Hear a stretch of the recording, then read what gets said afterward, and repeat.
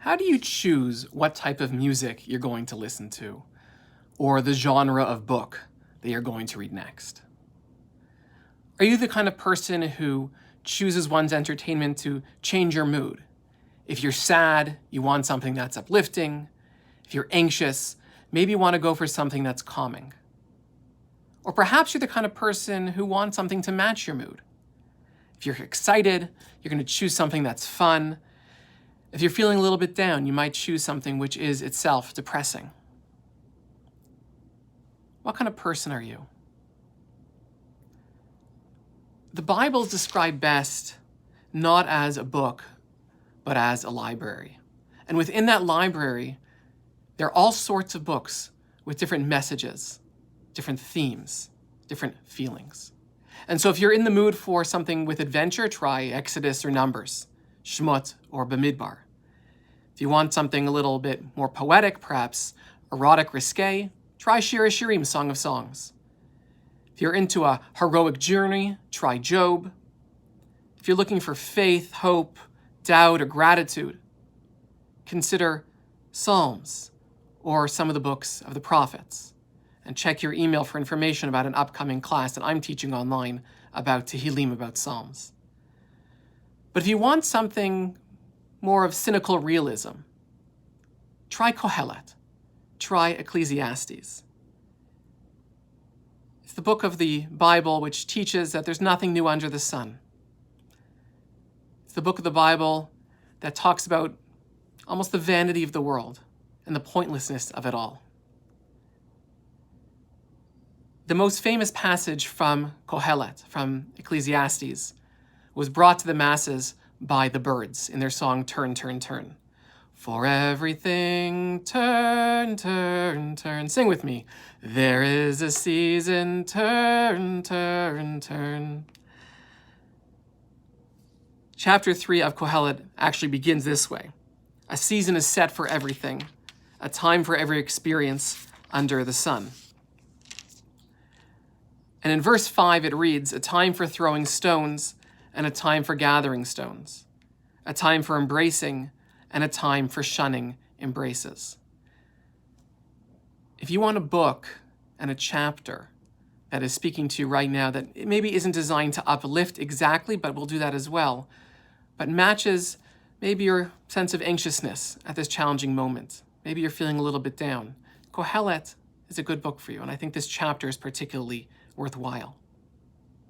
And if you're like me, this line about a time for throwing stones and a time for gathering stones has long been confusing. A time for being born and a time for dying, which is the first line of the series, makes a lot of sense. A time for planting, a time for uprooting, I get that as well. But what do we make of throwing stones and gathering stones? Well, our commentaries jump in, and they also seem pretty confused because of the wide range of suggestions that they give. Some say that throwing stones is during wartime, when an army would throw stones into an enemy's fields, one, to stop their advance, but I think more importantly, to ruin their fields, to make it much more difficult for them to raise crops. And that's worthwhile thinking about right now, as some of us are concerned about food and food security, particularly with Pesach on the horizon. And it's important to note that KOR has assured the community that there is sufficient kosher meat in production for everyone to have during Pesach. So there's no need to hoard. But gathering would be clearing a field prior to cultivation. It's prepping our way to be ready for what comes next in order to raise ourselves up. I hope we can do that.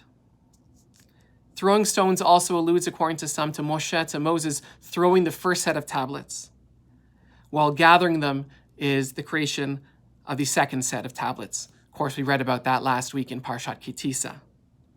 And I think one of the questions that this forces us to ask today is, how do we reimagine and recreate our community for today, now that we are at a distance and something about us really was and is broken right now? How do we recreate and reimagine, just like Moshe recreated and reimagined the second set of tablets? And finally, on the stones, it's been suggested that the throwing of stones is a reference to Hadrian, who broke in pieces the stones of the Second Temple and threw them. The breaking of the stones is the breaking of a central place of gathering and a central place of worship. That, of course, is something which we're feeling very much right now. It's really hard for me to come here, to come to the shul and walk around and really see nobody. I miss you, and we all miss you. It's going to be hard waking up tomorrow morning, Shabbos morning, and not coming here. It's something I look forward to every week. But of course, there's also, once again, the gathering of stones. And once again, our commentators jump in and they say that the time will come when we gather stones to rebuild the temple. I think for us, the time will come when we gather maybe not physical stones, but we gather together once again in this building made of physical material to be together. And as for the second part of that verse, a time for bracing and a time for shunning embraces, well, this one is unfortunately quite obvious for today.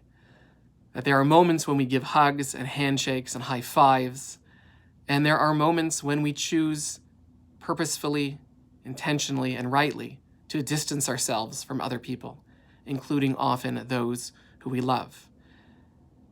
And I know, message to all the parents out there with little kids, I know how hard it is right now. With children at home, I have 3 under the age of 7, and I'm trying to do my best in my role as your senior rabbi, and Deborah's doing a great job, shout out to her, making sure the kids are educated and entertained and fed. It's not easy. And this would normally be a time when we'd call in Deborah's parents or my parents to come and help. But we made the difficult but also obvious and easy decision that that was not right now. There's a moment of not embracing and in fact distancing to such an extent that really they can't come over in order to protect my parents and Deborah's parents and the rest of the family. It's a hard decision. It makes our lives more challenging, but it's certainly the right decision. While we are distanced physically, we also have to continue to find ways to connect spiritually.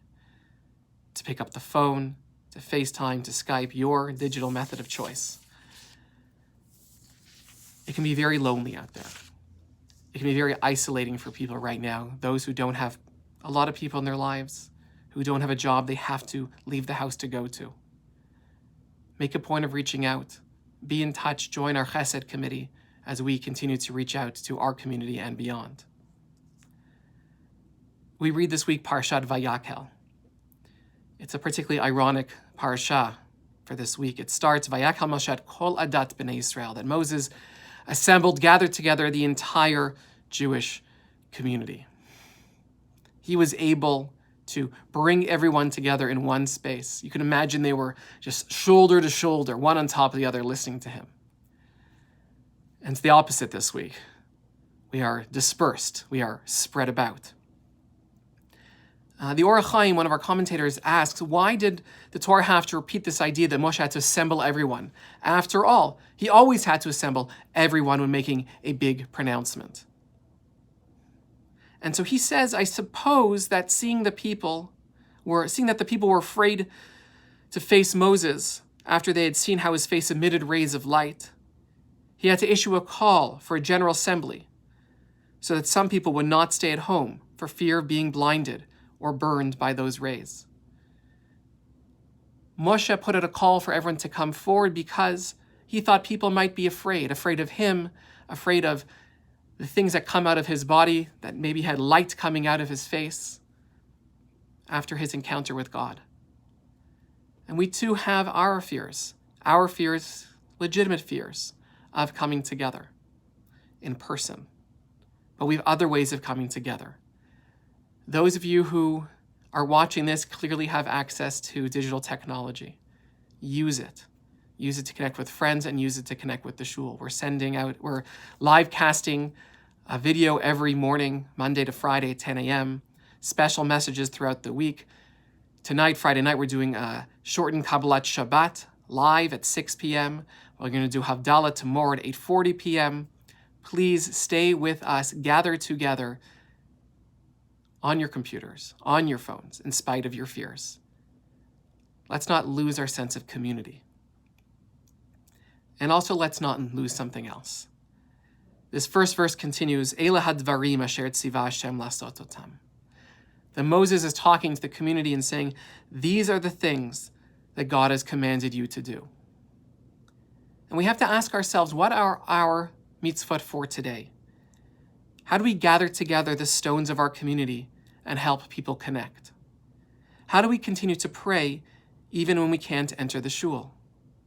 How do we celebrate Pesach in a way that is both meaningful and safe? These are our challenges, and I look forward to help leading our sacred community through them. Shabbat Shalom, everyone. Please God, there should be a Shabbat of peace, of rest, of healing for many. Stay safe, stay home. Shabbat Shalom. Miss you all.